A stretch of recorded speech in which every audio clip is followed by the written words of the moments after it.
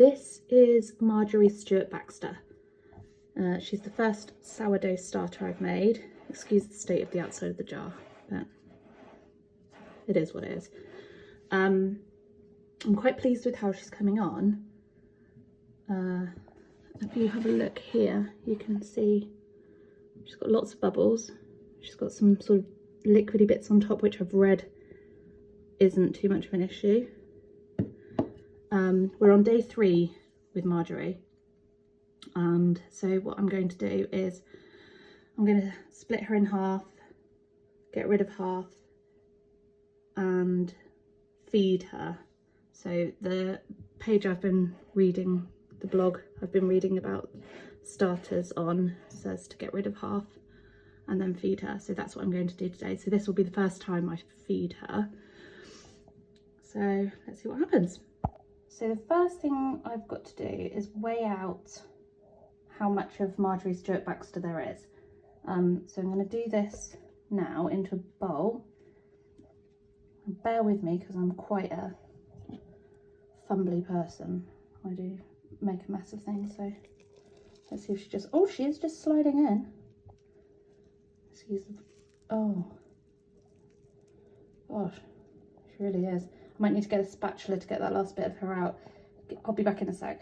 Okay, so there is 111 grams of Marjory Stewart-Baxter there. So I'm going to split that in half, and I've treated her to a nice new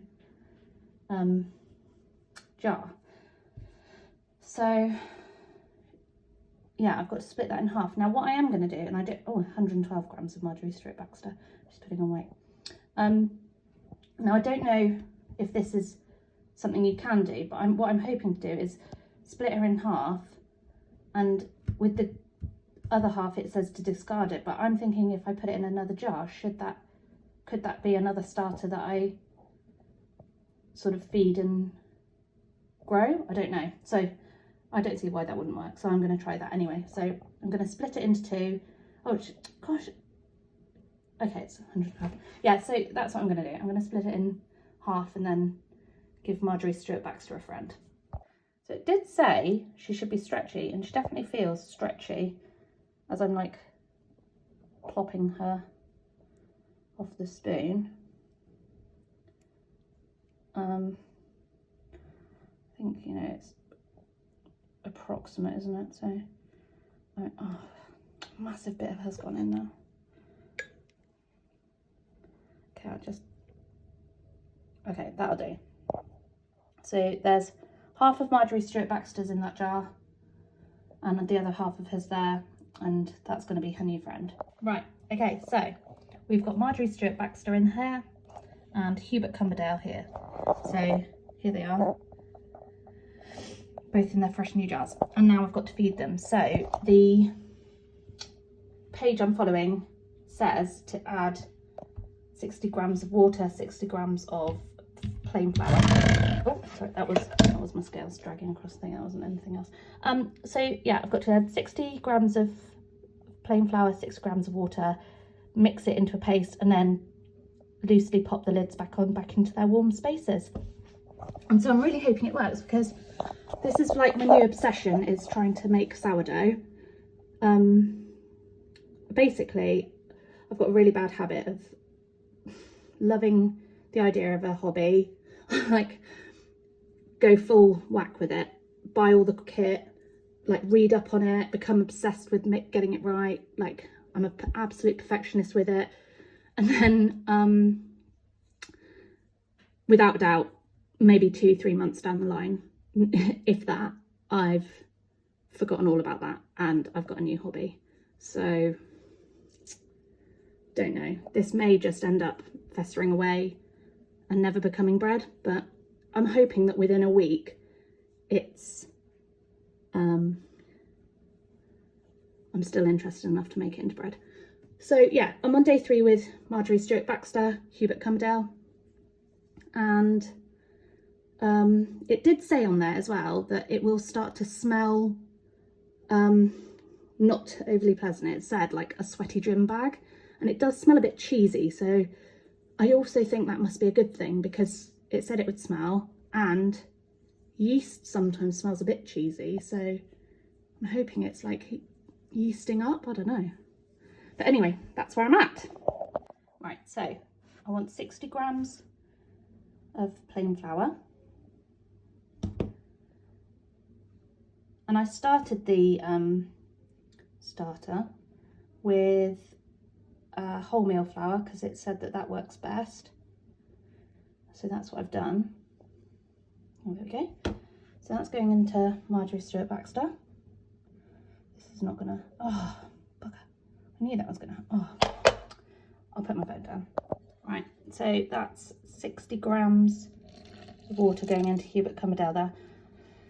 The only thing I'm worried about is that those jars are quite a bit smaller than the coffee jar I had it in before, and I'm a bit worried that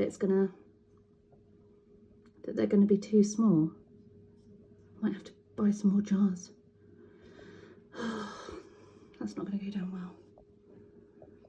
That's the other thing, that's the other problem I have, is that when I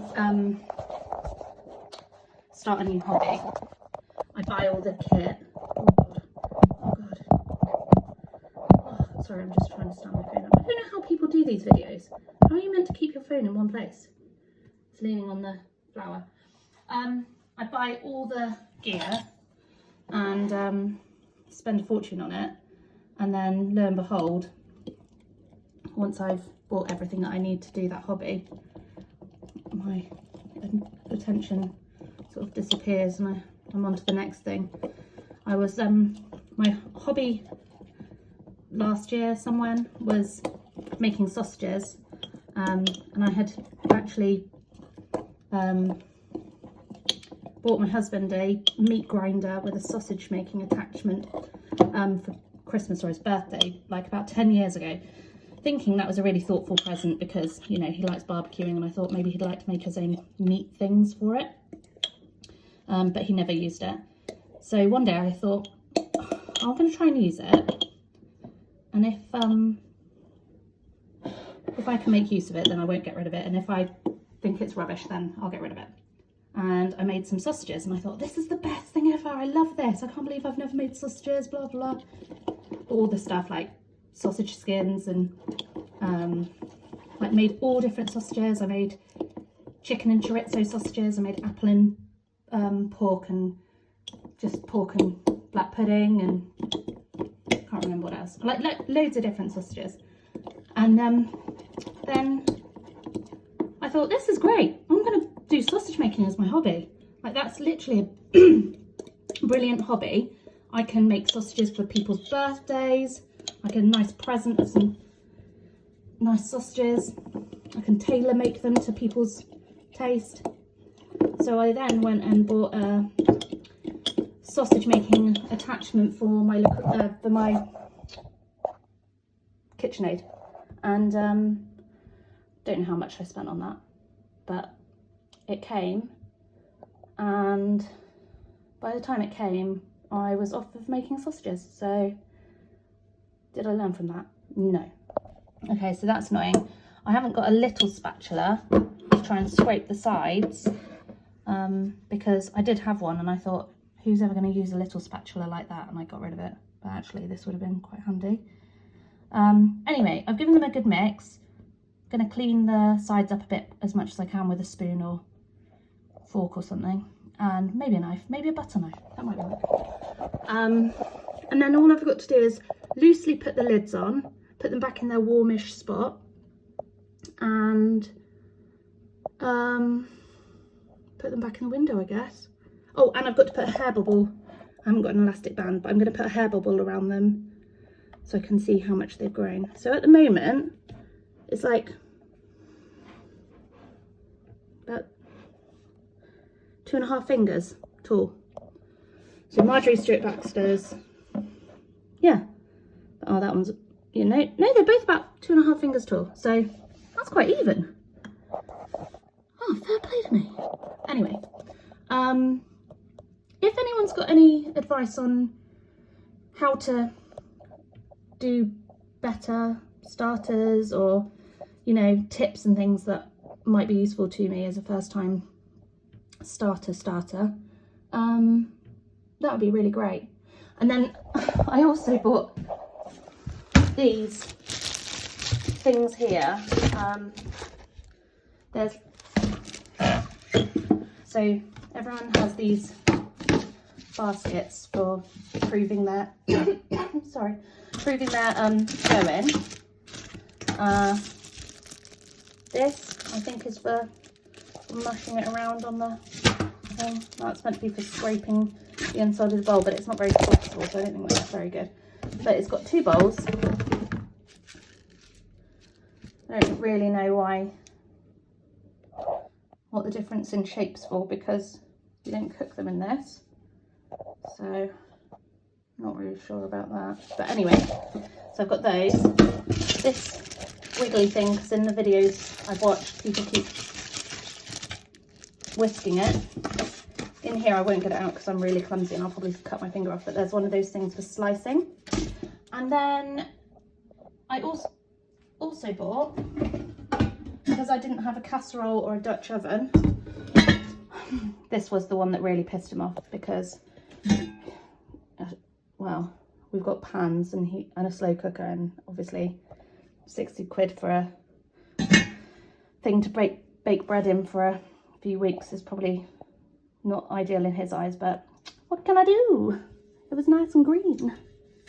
So yeah, it's going to be baking in, I'm going to bake it in there. That's quite heavy as well, so, you know, good 60 quid. And yeah, so if anyone's got any advice or tips or anything else, I'd really appreciate it, because I don't know what I'm doing.